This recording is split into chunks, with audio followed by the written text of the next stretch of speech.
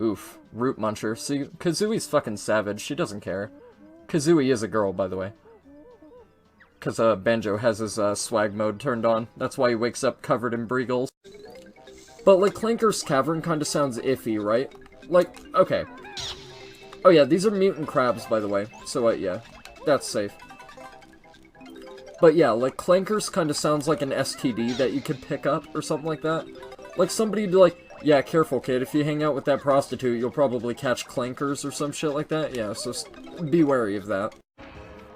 But yeah, like, this level definitely seems like an activist-friendly level, right? Oily water with the fish down there at the bottom. It's bound to get some sort of, like, petition up and running. Before you know it, you'll get spam donation requests in your email. And they're like, oh yeah, fucking donate to this cause or whatever, and it's all, like, propagandistic bullshit. And, like, full of half-assed information, and it's all, like, save the penguins. The Antarctic is melting, even though it has nothing to do with the video game, because it's just a fucking video game. But people like to whinge about everything. Oh boy, yeah, this looks safe, doesn't it? Yeah. Thank you. For the treacherous walk of doom that I'm undoubtedly gonna fuck up. Especially if the camera does that, and I can't fucking see where I'm moving to. Ha! Ah! Woo-hoo-hoo-hoo-hoo! G-O-D, Jesus fucking Christ, fuck me. But yeah, like, I love how Bottles literally just says, yeah, you know what, use these golden feathers, and you'll be, like, super invincible, or something, whatever. So it's like, I want to literally, like, take some yellow feathers in real life, and just give them to, like, an 8-year-old kid, and be like, here kid, these feathers make you super invincible, go play in traffic and test it out, or whatever, and then the kid's like, yay, I'm invincible! And then he, like, runs onto a freeway and just gets pegged, like, by 7 or 8 cars. That'd be great, right? I was gonna say, they've gotta be up here. So I hear them bouncing, like they want to be picked up and walked in. Maybe the boots have a foot fetish. Oh my god, dude, have you ever thought about this shit? This is the only place you can come for these kind of thoughts. Guaranteed. Guaranteed. So their dad, being out here on his fat ass, choking on a puzzle piece he probably should not have swallowed, and not being responsible for his kids, is probably a legit and valid reason to call CPS, right? Either that, or you know what? I got a better idea. You know what Banjo should do? He should dress up like one of those shitty, like, mall Santa Clauses. You know, where, like, white moms bring their kids and they get, like, tons of pictures for, like, family memories or whatever the fuck. But, like, the kid literally doesn't want to be there at all. Like, they have no interest, like I was when I was a kid. So, yeah, like, Banjo could literally put on a fake beard.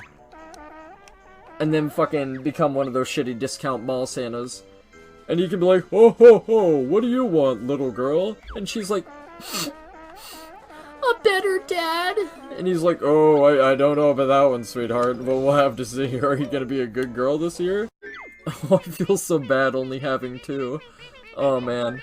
I knew he had 3 kids, too. I knew he had 3 kids. And I came in here with 2 presents. What a dick. Why am I using that? That's why I'm using that. So I don't get pegged by a bug with a sharp nose. Where's my flight pad for this level? I don't remember. Oh no, don't you oof me, dude. I did some incredible shit before you came in. And then you came in, you fucked it all up. And that's why I'm getting killed by bees. So, yeah, you can take all the blame. It'll be all your fault, alright? This level is literally just asking for it. Check this shit out. Are you ready for some insanely racist shit? This is why I love the 90s. Check this shit out.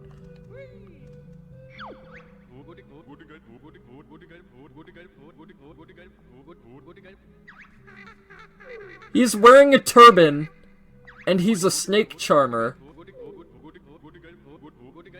And listen to his voice.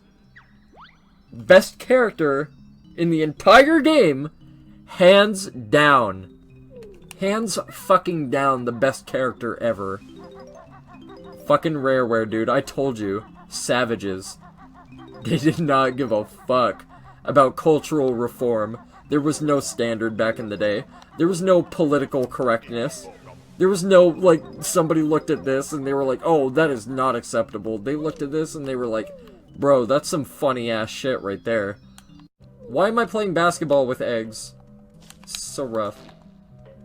Okay, alright, instead of chasing...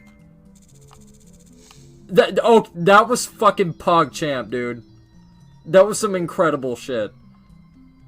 That was Michael Jordan level. And then I'm going to go and slam Gobi in the back. Which, don't gotchi base that, please. I'm not gonna slam Gobi in the back like that. Your best note score for this level is 68.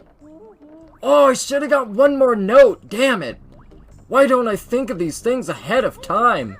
Yeah, so this is the hand from Smash Brothers at the end of Melee that you have to fight. But since his career from Smash Brothers, he's retired and he's living a luxurious life with his grand piano. So he's just enjoying his retirement, kind of, just relaxing. And luckily, he's not going to slap us around like a fucking cheap prostitute and shoot missiles at us and shit. This is kind of like an insanely fucked up version of that childhood board game Candyland, where, like, instead of going back to the start, you die if you fuck up too badly. So, judging from the Raging Inferno down here, that would put the sacrificial grounds of Pankot Palace from Indiana Jones and the Temple of Doom to shame. Probably a good idea to avoid a fiery death. I always hated this thing's voice, it never made sense to me, like, I don't know why it sounds the way it does, but... You can't say Chinker on Twitch?!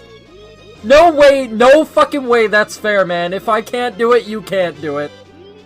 Twitch, ban this tree. Wait, what? Not... You black fuck. Not racist. Not racist! Asshole. Oh, look at that, cheeky fucking rareware assholes. There was another fucking note door, look at that. Yeah, but I thought ahead of you, didn't I? I thought ahead of you, didn't I? I know, I'm a fucking genius. I thought ahead. I knew you were gonna fuck me like that. I knew you would. Cunts. Don't worry, Dingpot, we'll sort her out if you can lend us a way up there. Yeah. Don't fucking write checks that my playing can't cash, Banjo.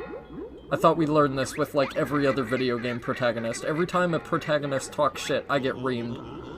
So watch your fucking mouth. Yeah. Eat it.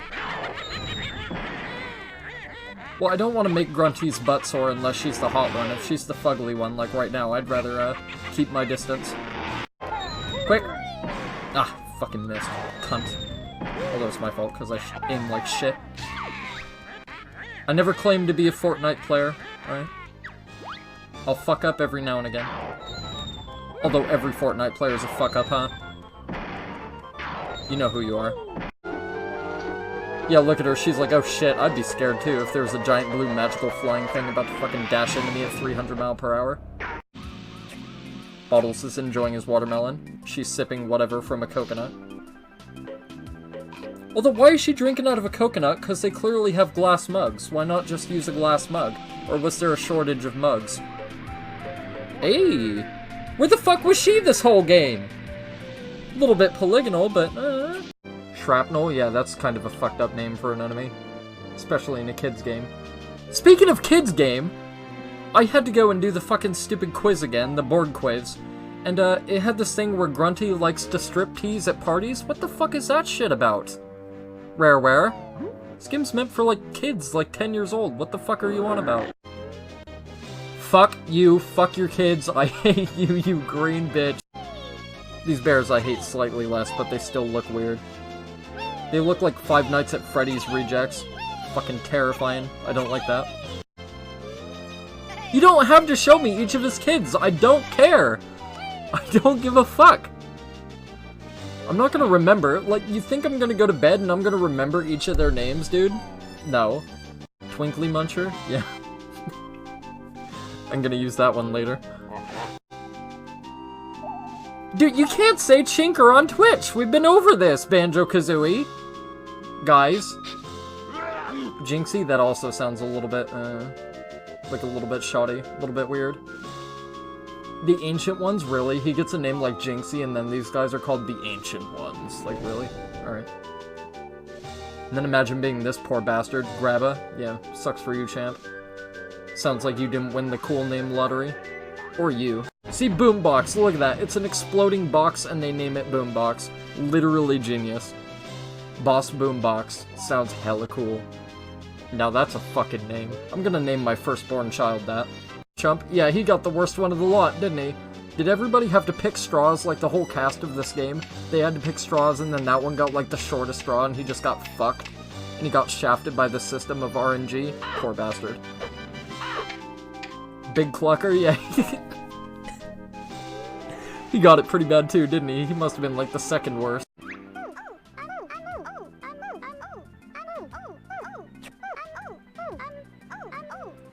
Why don't you get off your lazy ass and quit sipping coconut water and go do it yourself? Cunt. One more thing. Just one more thing. Just one more thing. Just hear me out. Does Jinjo sound a little bit racist to anyone else? No? Like, oh, okay, seriously. Does Jinjo not sound a little racist?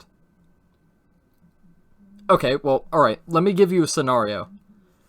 A Jinjo burdened with a long and arduous journey, weary from travel, hungry, tired, alone, tormented by his dark and troubling past, wandering aimlessly day after day, comes upon a small town after braving the heat of the desert sun.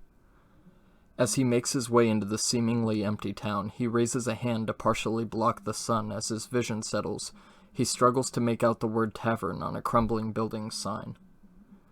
A wild light dances in his eyes as he realizes relief is but mere steps away from him. Practically dying of thirst, he stumbles clumsily toward the tavern doors and shuffles slowly toward the bar. He then takes a seat betwixt some other patrons in the midst of slurps and sips of their respective drinks.